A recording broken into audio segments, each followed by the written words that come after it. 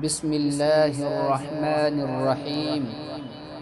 شروع اللہ کے نام سے جو بڑا مہربان نہایت رحم کرنے والا ہے۔ اَأَنتُمْ أَشَدُّ خَلْقًا أَمِ السَّمَاءُ بَنَاهَا رَفَعَ سَمْكَهَا فَسَوَّاهَا۔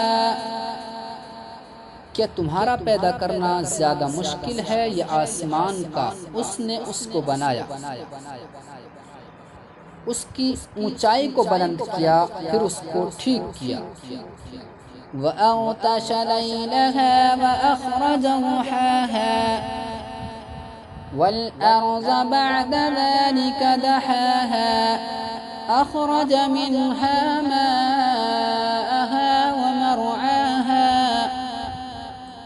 وَالْجِبَالَ أَرْسَاهَا مَتَاعًا لَكُمْ وَلِأَنْعَامِكُمْ فَإِذَا جَاءَتِ الطَّامَّةُ الْكُبْرَى۔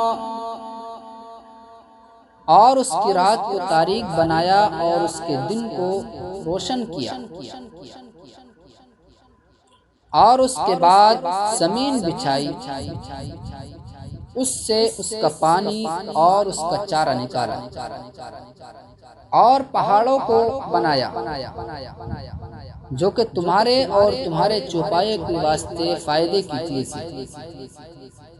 تو جب بڑی آفت قائم ہوگی، یوم یتذکر الانسان ما سعى وبرزت الجحیم لمن یرى فأما من طغى وآثر الحياة الدنيا۔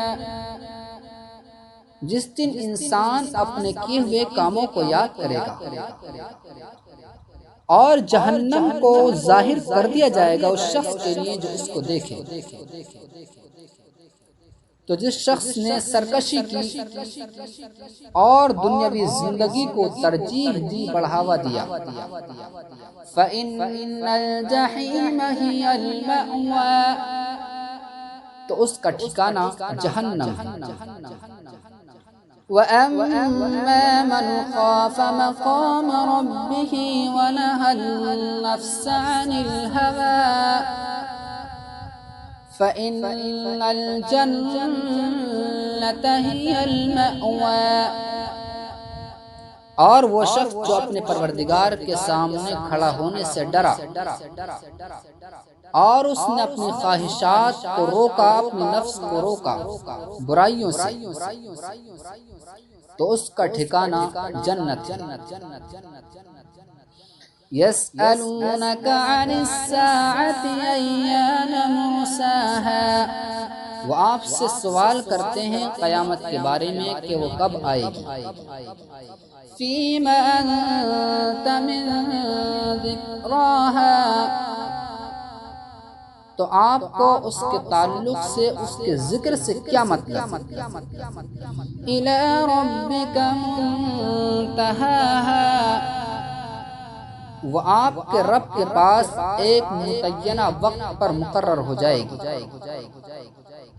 انما انت منذر من یخشاها، بے شک آپ کو ڈرانے والا بنا کر بھیجا گیا ہے اس شخص کو جو ڈرے۔